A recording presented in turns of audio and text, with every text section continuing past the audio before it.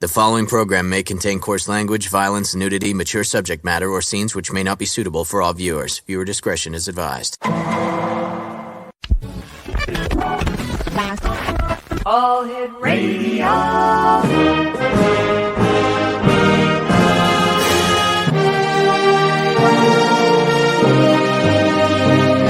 Welcome to the X Zone, a place where fact is fiction and fiction is reality. Now, here's your host, Rob McConnell. And welcome back, everyone. This is the X Zone. I am Rob McConnell, and yes, we're still here in St. Catharines, Ontario. Mind you, over the years, we certainly have moved around, haven't we, Craig? Let's see, we started this adventure 33 years ago. We were at, the first station we were at was CKDX in Newmarket, Ontario. Then we came back home to 1220 CHSC. From CHSC, we went to 1290 CJBK in London, Ontario. From London, back here to St. Catharines at CKTB. From CKTB, we went to CFBU. From CFBU, we went on our own, and ever since then, we've been our own company, our own network, reaching millions of people each and every night, right here from our broadcast center now in St. Catharines, Ontario. X Zone Nation, everybody loves music. What's the true story behind music? What's the hidden story? What do the people who write the music feel at the time that they write the music? Joining me now is David COMBS. And David, I believe it's COMBS, is it? You got that right. Now, you got to understand that my grandmother was a McConnell, so I am 1/4 McConnell. So my great-grandpa was H.K. McConnell. So we are definitely related. So we're related. Hey, cuz, how are you? I'm doing great, cuz. Thank you so much for joining us, David. It's great having you with us. Tell us a little bit about yourself. I mean, beside the fact that we're related. Well, I live here in Winston-Salem, North Carolina. I was born in East Tennessee, in a little town called Irwin, up in the mountains of East Tennessee. And when I graduated from college, I moved here to North Carolina, met my wonderful wife, Linda, and we have been married for 52, going on 53 years. And God bless you. So I have been an executive and a manager at AT&T for a long time, for 22 and a half years. And then I finally was able to quit my job and do my music full time. This was in 1992. That was 30 years ago. And so I've had a varied career with technology. I'm a math major, physics minor in college. I have my MBA, wow. So I'm a business person as well. And my wife says I make her head spin. I have tons of interests. Anything that's would pique my curiosity, I'm likely to just chase. I have the curiosity of a cat, I guess. So, well, that's great to hear. Tell us about what it's like to get a vision, get a feeling, and then take that wonderful moment and put it to music. What is that like for you as an artist? Well, I would like to I wish that I could literally take you back to the night or the evening in 1981 when I came home from work. As I was usually wont to do, I went straight to my piano to sit down and play something to relax. Most everybody has a routine of things they do to relax. Well, my thing is to sit down at my piano and play something. So I wonder what you would have thought had you been sitting there on the piano bench beside me that evening, and I put my hands on the piano, and it's as if I'm not in control of my fingers. I literally started playing a song, didn't even realize that I was playing something that I'd never heard before, but I played it, and it was a beautiful melody, a beautiful chords, a beautiful progression. I played it from the beginning to the end, and it was literally a song with a verse and a chorus, and it sounded so beautiful. I really did not even realize, Rob, that I was writing a song. I was literally just almost an out-of-body experience. I was just playing a song, and it never changed. I would play it again, same song. Nothing changed. And it wasn't until a couple of days later when my wife came home from work and said, "Dave, what's this song that I've got stuck in my head?" And she hummed a little bit of it. And I said, "Well, Linda, it doesn't have a name." She says, "Well, what do you mean?" I said, "Well, it's just something I made up." Well, she got all excited and said, "Wow, you wrote that song?" I said, "Yeah, I guess so." And so she said, "Well, have you written it down?" No, I haven't written it down. But she said, "Well, you better, because the truck might run over you and something would happen and that song would be gone." She said, "Okay." So I did write it down. And Rob, for those that are watching this on video, this is the piece of paper that I wrote it down on. It's called it's called a lead sheet, but it's just the melody and the chords. And as you can see, it's a very simple song. But that song literally changed my life and affected the lives of millions of people. I heard over the years from over 50,000 people from that recording of that song. It's just been an amazing journey. And I can't explain it. It's one, if you want to say that something is paranormal, I guess the definition of paranormal is where you really can't explain it by science or reason. Yeah, that's right. I can't explain it by that way. So it literally is an inspired piece of music, and that's how it came to be. So how did the song get its name, Rachel? Well, we tried to think of a good name for the song. You know, when you write something, a book or a poem or a piece of music, you want to give it a name. Linda and I tried to think of names for it, and nothing ever seemed to fit the song. And then 2 years later, some good friends of ours had a little baby girl named Rachel. And her parents asked us to be her godparents.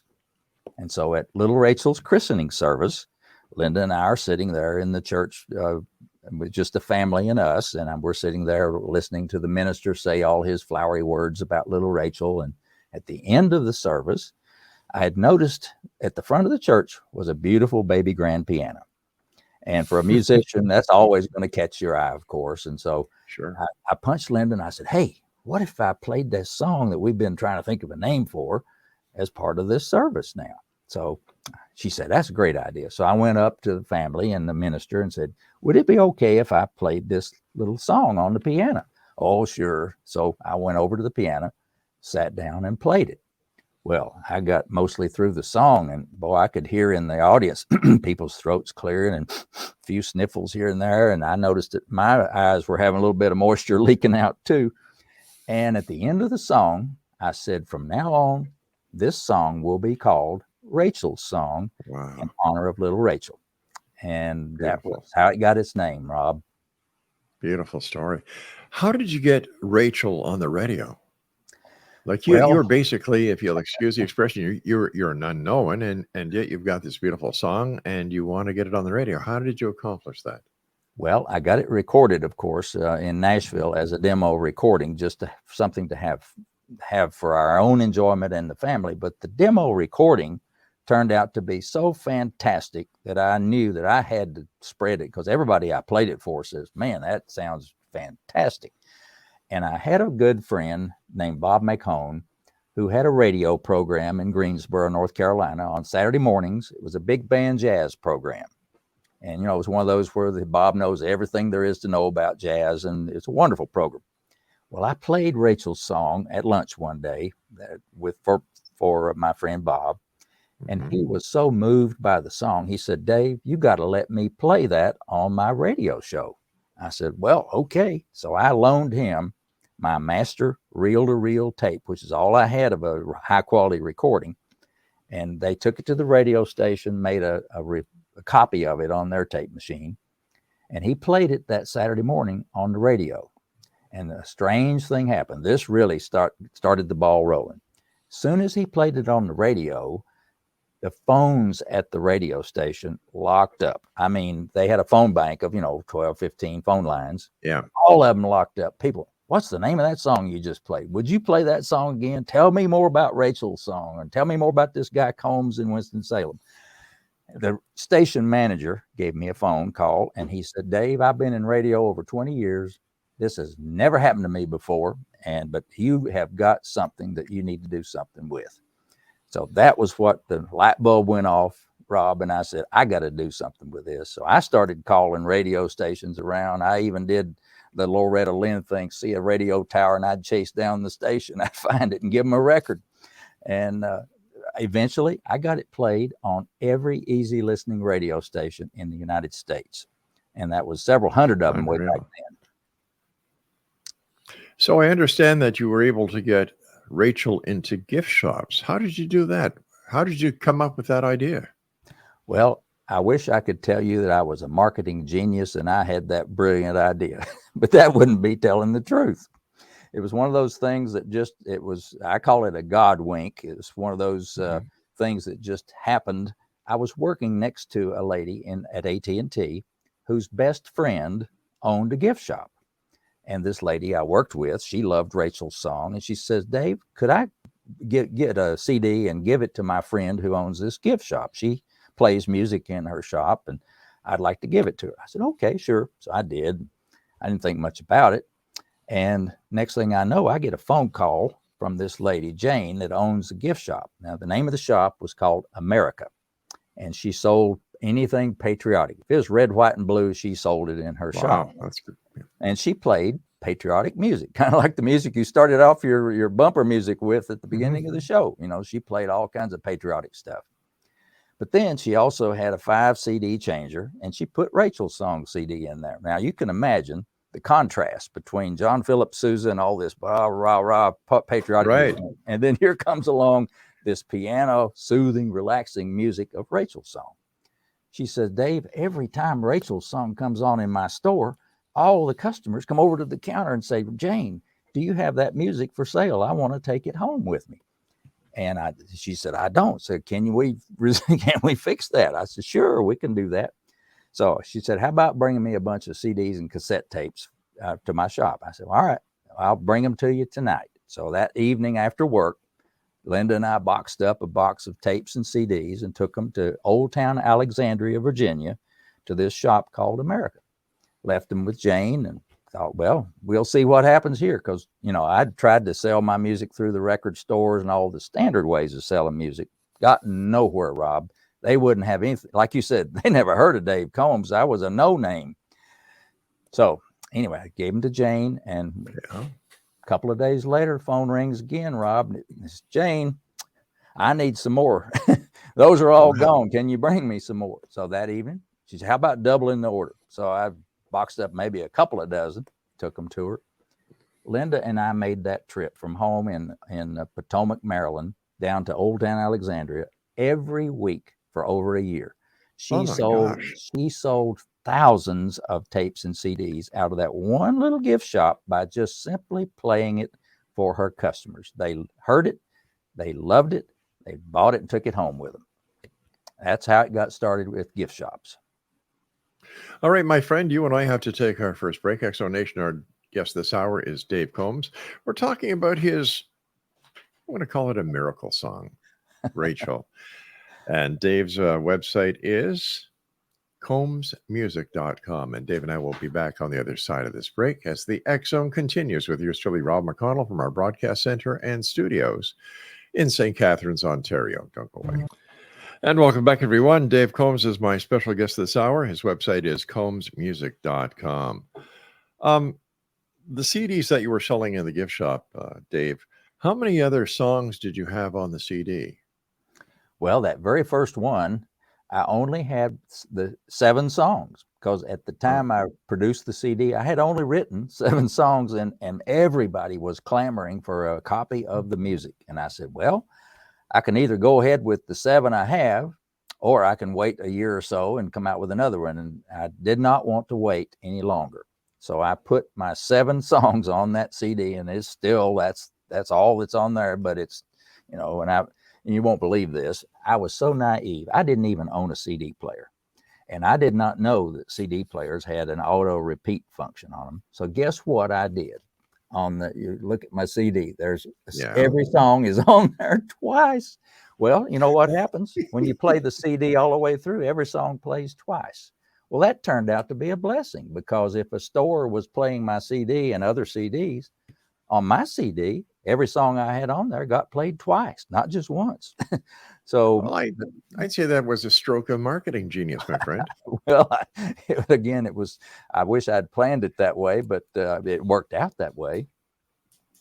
You know, I believe that things happen in life for a reason. And putting those 2 songs on, getting it into the first gift shop, man, you've got angels with you, my friend. You've got angels. Tell me about the Guidepost magazine article. Well, I was sitting at my in my office. I was working out of home, and I had an office manager and me and my wife. That was all our business. And I had an 800 number. People could call in and order my CDs and tapes. And I answered the phone one day, and on the other end of the line was a lady. Her name is Roberta Messner, and she was explaining to me how much my music had blessed her life. She described her physical ailments which she had had to have like 25 or 30 surgeries. It's one of those debilitating, horrible diseases that requires surgery after surgery after surgery. And so she said, my pain was unbearable until I got a hold of Rachel's song. She said, your music was just like salve to a wound. It said it was just so wonderful. And she wanted me to tell her how it came, just like you asked, how did you write that song? Where did it come from? So I told her, and then in a minute she says, well, Dave, I must tell you, I'm a writer. I write for Guidepost magazine. I said, oh, really? She said, I would love to pitch your story to Guidepost. It's a wonderfully inspiring story. I said, well, sure. So she said, let me contact the folks at Guidepost and we'll see. Well, she did. And she called me back. She said, yep, they're really excited about it and want me and you to write this up and submit it to Guidepost. I said, okay, Roberta, that sounds wonderful. So she did. She wrote it up for me, and then we got it finalized and submitted. And then I got a phone call after that from Guidepost says, we need some photographs for us to put in the magazine. And then it's when I knew they were serious. So I didn't have any official photos. So I got my camera out, and Linda took a picture of me sitting at the piano. And then we went outside with me and Linda and our cat, set my camera up on a tripod and took a picture, sent that to them, and that was great. Well, in September of 1994, this little Guidepost magazine hit the street. And right. I could tell you to the minute the day this hit the street, because in the back of this magazine, they fortunately put my address and phone number of COMBS Music in there. Well, my phone started ringing because this little magazine went to almost 3 million people. Wow. Now, talk about publicity. I had to hire 2 people to help me answer the phone because it literally rang off. You've heard of phones ringing off the hook. Well, this one, you didn't even have to wait till it rung. You could pick it up and somebody was there. It did that for weeks. I heard from over 10,000 people in less than 2 weeks. I mean, my mailman came dragging my mail in a canvas bag down the driveway. He couldn't even pick it up one day. It was and I heard from 10,000 people in nothing flat. And so that's how the article came about. And it's the story that I've told part of here about Rachel's song, but it also goes on to tell about how I was able to quit my job at AT&T and those and other details. But it's a great story. And that little magazine still is, occasionally I'll still hear from somebody that says, I just found this old magazine and read your story. It's great. How does it feel to know that through Rachel and your music, you've been able to touch so many hearts and make such a difference in so many people's lives? Well, it's very humbling to start with. I mean, when you read some of the 50,000 or so letters that I've gotten over the years from people, they pour their heart and soul out about how my music touched their life. In some cases, they have said my music actually saved their life. I found that extremely humbling. You know, I have gotten letters from alcoholics who say that my music really helped turn around their fight with sobriety, to become their sobriety. And other people who have had painful ailments where the music has helped them and so forth. Mm-hmm. But when you hear from that many people about how something you've created has touched their life, that just is so amazing. And that's why I wrote my book. If I'm sure you probably at least had a few minutes to glance at it, a little bit of it. Yes, I did. Touched by the music. And I dedicated chapter 21 of my book to reprint about 22 pages of some of those wonderful notes and letters that I got from people. And I heard from people all over the world. I heard from ordinary people. I got 2 letters from Paul Harvey, of all people. You remember Paul Harvey and the rest of the story. He and his wife, Angel, ate dinner almost every night to hearing my music. They loved my music. And he talked about me on the radio, above all things. I didn't even know it till somebody called and said, "Hey, Paul Harvey just talked about you on the radio." Really? So it's very rewarding to know that many people that I would never otherwise have had a chance to meet or touch have been blessed by something that I was blessed to create. Dave, when you were sitting at your job at AT&T, did you ever think that Rachel would take you to where you are today? I absolutely did not. A lot of people say, they've had this vision of where they want to be in years from the time they were little. I honestly did not, because I had a great job. I enjoyed it. I enjoyed my music, but I tell you, this journey with my music was like coming to a door and stepping through it, not knowing what's on the other side until you get there. And then you realize, wow, this is something else. So it was a journey of continually widening my imagination, and my sphere of my world really expanded greatly. And it was something that just it didn't just happen, but it was one that I embraced as it was happening, if that makes sense. It sure does. You told us about the story when you were talking to the writer for Guidepost, and how she shared her story with you.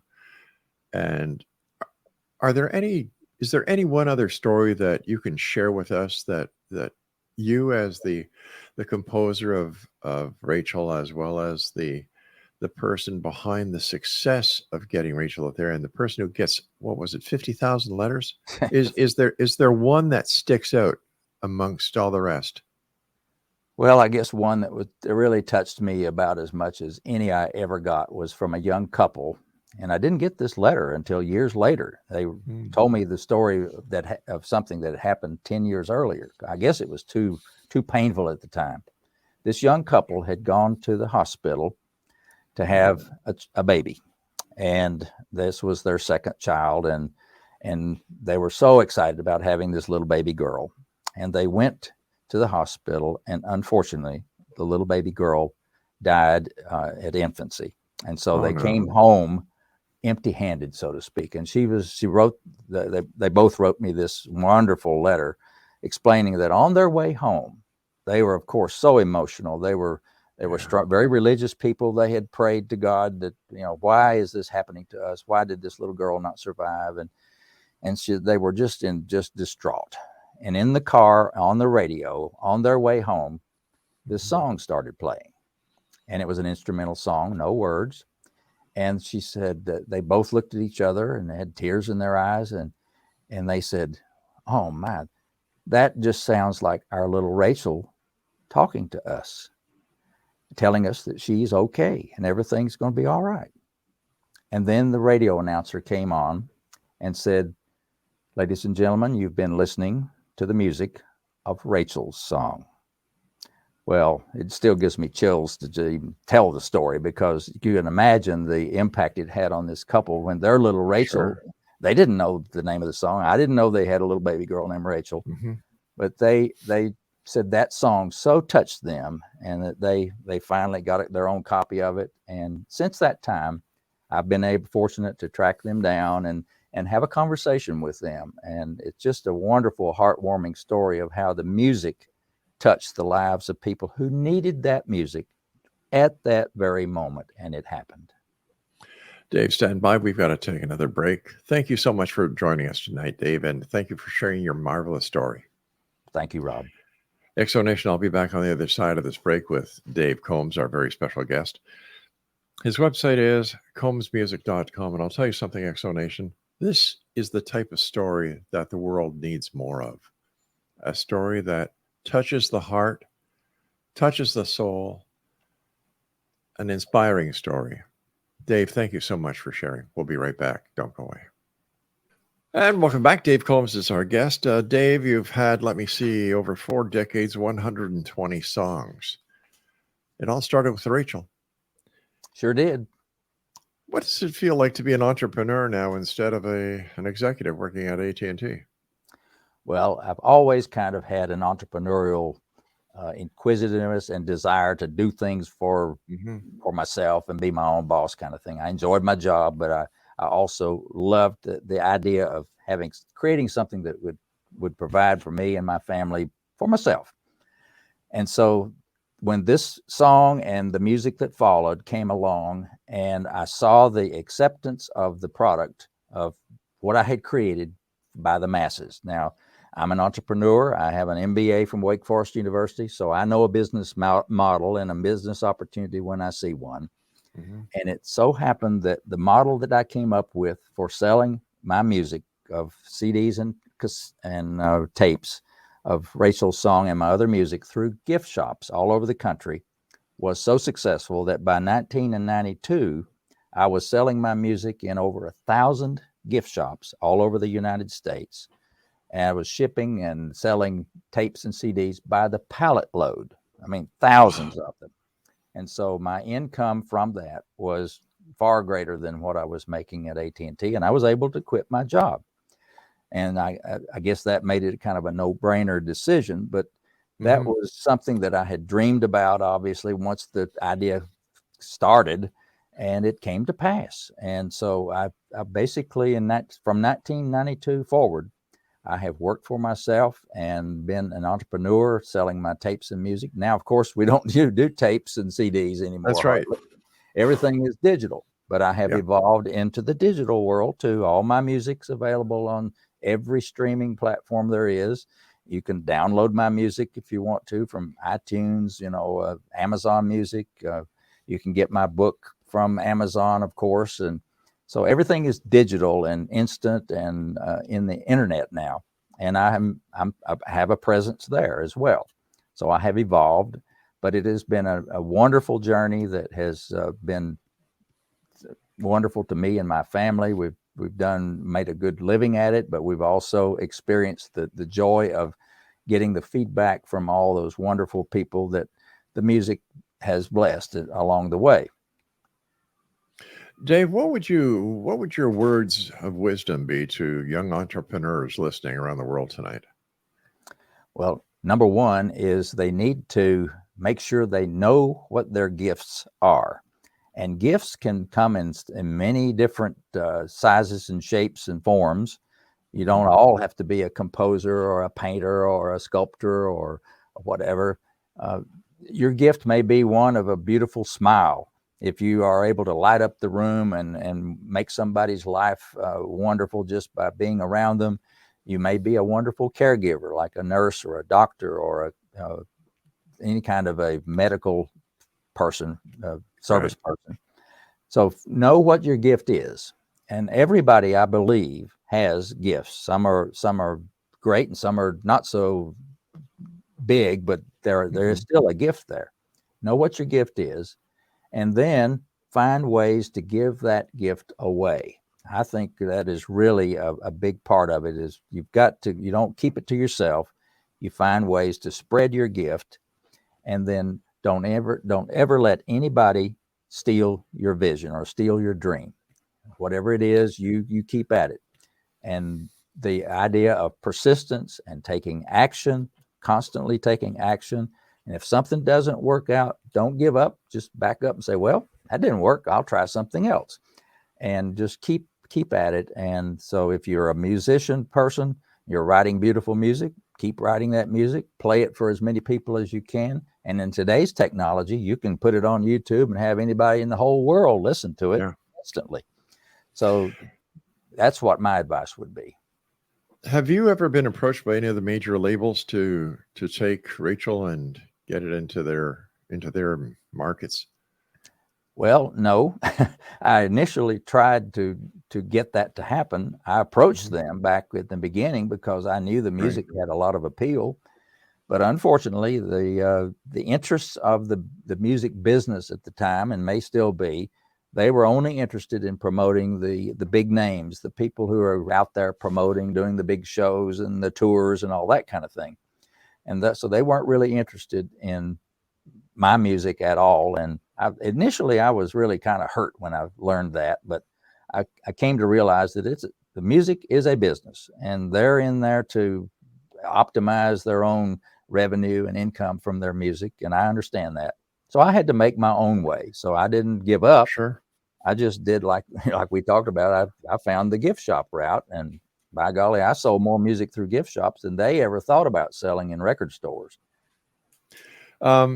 Because of the success that you had with Rachel, the marketing that you came up with, having it played on radio, as well as the number of interviews that you've done, has Rachel ever won an award? Yes, I did win an award in North Carolina. It was from the Music Teachers Association. This was early on because I created piano sheet music. For all of my original songs, I have piano music books so that the piano players of the world that want to play my music can buy the music and play it for themselves. And it is note for note transcriptions of exactly what's on the recording. Well, Rachel's song got to be used by a lot of piano teachers in North Carolina and elsewhere for some of their intermediate students to learn to play for a recital piece. And they awarded me the instrumental arrangement of the year. And this was way back, I think, in 1987 or somewhere around there. But that was a big deal to me. So what's next for you? You've had the success with Rachel. You've got 120 songs right now. You're getting it out there. You're in gift shops across the United States. You've got a very successful book on your hands. What's next for Dave Combs? Well, I am trying my best to spread the word about the music. Now, with having the success that I've already had, I'm very grateful for that. But there's a few billion people on this planet, and I have reached only a tiny fraction of those. And so my mission now is to spread the word through platforms just like this that we're talking about now, to talk about the music and introduce people that have never heard Rachel's song to go to my website. And right on the middle of my website, you'll see a little tab that says Play Rachel's Song. And it's free. You can click on that and you will hear the original recording that I made of Rachel's song back in 1986. It's not been edited or remixed or remastered. It is the original recording. And I hope that you'll click on that and listen to it for yourself and be blessed by it. And if you like that, then you can pursue other parts of my music as well. What prompted you to write your new book, and what's it all about? It was probably the need to tell the stories of how all of this came to be. When I would talk to a Rotary Club or something like that to tell my stories, and people would often say, well, Dave, you need to write a book about that. Those stories are great. So the pandemic came along. I guess maybe if it weren't for the pandemic, I would not have written it. But my wife and I were sitting here at home like everybody else in the world a 2 years ago. And then we look at each other and say, well, now what are we going to do? We can't go out to eat. We can't go to this, can't do that. We're stuck at home. She says, well, it's time to write that book that you've been talking about for years. And so better get busy. So I sat down at my computer and started writing up all these stories about my journey with my music. And it's all of those compilation. I think there's about 70 some stories that I've put together in my book. And I was fortunate to meet a gentleman that most of you have heard of by the name of Jack Canfield. Yeah. Jack, he's the guy that wrote the co-author of the Chicken Soup for the Soul series of books. Well, Jack became a good supporter of mine. He loved Rachel's song. And he was such an encourager to me. And I said, Jack, if I write this book, will you write the foreword for me? And he says, you write the book first. I said, okay. And I did, sent it to him. He loved it. So the foreword to my book is written by Jack Canfield. And I'm so honored that he did that. And it's really to tell the story and to hopefully be an inspiration to the world of people that are entrepreneurs or people who want to be an entrepreneur and do something more with their gifts. Has anyone from the big screen industry or the small screen industry approached you about using Rachel for an audio track in a movie or a TV series? Yes, way back early on, and this was in 1987, after I had just written Rachel's song and I hadn't even written any more songs to speak of, I was approached by United Artists to write some music for a James Bond movie. Now you say, well, how in the world did that come about? Well, it was one of those, I call it a God wink thing too, was my wife met a gentleman who was an attorney to the stars in Hollywood. He loved Rachel's song, and he said, this sounds like a theme to a movie for me. He said, let me see what I can do. So he got a hold of United Artists and told him about this composer, Dave Combs. And that's how they said, well, send us some music to this upcoming movie. And the movie's name was The Living Daylights. You may remember that James Bond movie. I think it was the one with the cello player that was the bad person, you know. And so they sent me the script. I sat down and got my friend Stan Moon, who I went to high school with. He wrote the words, and I wrote the music to a song that we called Danger in Your Love. Now, doesn't that sound like a theme to a James Bond movie? It does. Yeah, and the song was great. And his wife, Stan's wife, was a great singer. So we went to the studio, recorded the demo. His wife sang the lyrics to it. I took that recording and I flew to Hollywood. And I met this young guy from United Artists at the Hard Rock Cafe there in Hollywood, and played it for him. He said, oh, that's a great song, Dave. So he said, I'll present it to the powers that be. He said, now, you know, Cubby Broccoli, he makes all the decisions about this music. I said, okay, no problem. He called me back a couple of weeks later. He said, they loved the song, but I'm sorry, he picked another group to sing this for the music of the lead of the movie. And it was a little group called Aha. You may have heard of Aha. It was a Swedish rock band. And so they were a big hit at big popular rock group at the time. And so I had my aha moment. But anyway, we turned that song. I took the lyrics out of it and made it just instrumental. And when you listen to I believe it's track 3 on my album, the song is now called Your Love, not Danger in Your Love, just Your Love. But that is the same song that I wrote for the James Bond movie. And now that you've heard that, when you hear the Your Love song, you'll say, that does sound kind of like a James Bond theme song. It's kind of mysterious sounding. So yes, that was my only time that anybody asked me about music for a movie. Dave, we're coming very close to the time where you and I must say so long for tonight. What are your final thoughts? What would you like to share with the world tonight? Well, I would like to share with the world that what we need is, I think, some more peace and calm and soothing and less frenetic lifestyle. I wish that there were more and more opportunities for people to be exposed to quiet and peace. And it's like sitting on a mountaintop. I'm a mountain hillbilly from Tennessee, and I love to sit on top of a mountain and listen to nothing but the birds and the wind blowing through my hair, or what I used to have hair anyway. And but I think what the world needs now is some more peace and calm and relaxation. And I would hope that maybe my music can be a small part of helping that happen for some people. Yeah, just a thought. Has any of your music, your other music, come as close to the fame that Rachel has? I think so. I get reports every month from the Spotify and all the places that play my music, and I have over 170 songs I've recorded, 120 I've written. One of them, called Restful Rhapsody, for some reason, is played millions of times. I really can't explain that either, but that song is apparently very, very popular in this country and in Brazil and all over the world. It's called Restful Rhapsody. It's on my Discover Tranquility album. But yeah, there's other songs that have other people's very favorite song. Wow. Dave, let our listeners know how they can find out more about you and where they can get their very own copy of your albums.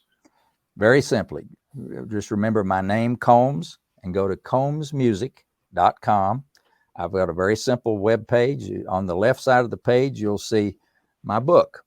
On the right side of the page, you'll see my CD of Rachel's song. And in the middle of it, you'll see the little thing that says play Rachel's song. And underneath the CD and the book are things that says buy on Amazon.com. So you can explore my music on Amazon.com. Just go to combsmusic.com and you'll find me. And I love to hear from you. Combs, just Dave at combsmusic.com. And I'll answer every email I get. Dave, thank you so much for taking time and Thank you for writing Rachel's song. Thank you, Rob. It's been my pleasure to be your guest this evening, and it's been a lot of fun. Thank you so much for taking care of so many people and writing beautiful music. This is what the world needs now, is more beautiful music. And thanks to you, beautiful music still lives. Thank you, Dave. Thank you, Rob. Exonation, once again, if you'd like to find out more about Rachel and the music that our guest this hour, Dave Combs, wrote, visit combsmusic.com. I'll be back on the other side of this commercial break at the top of the hour as we continue here in the X Zone from our broadcast center and studios in, where are we? St. Catharines, Ontario, Canada. Don't go away.